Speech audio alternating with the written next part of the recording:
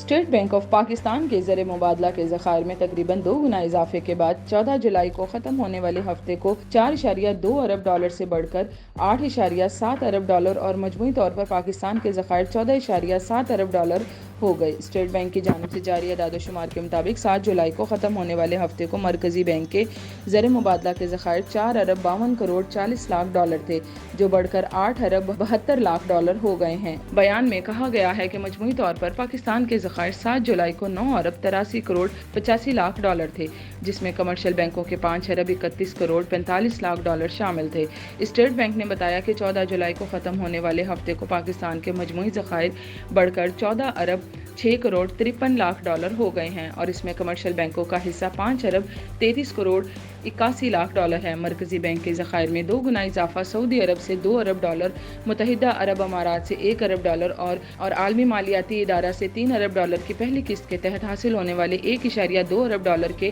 ایک ہفتے بعد ہو گیا ہے۔ ان اعداد و شمار میں چین کے بینک کی جانب سے رول اوور ہونے والے 60 کروڑ ڈالر شامل نہیں ہیں، جس کا اعلان وزیر اعظم شہباز شریف نے کیا تھا، جس سے اسٹیٹ بینک کے ذخائر میں مزید اضافہ ہو جائے گا۔ خیال رہے کہ اسٹیٹ بینک کے ذخائر 2022 کے اوائل میں گرنا شروع ہو گئے تھے، جو 7 جنوری کو 17.6 ارب ڈالر، لیکن اسی برس دسمبر میں گر کر صرف 5.6 ارب ڈالر رہ گئے تھے۔ اسٹیٹ بینک کے زر مبادلہ کے ذخائر میں کمی کا سلسلہ نئے سال میں بھی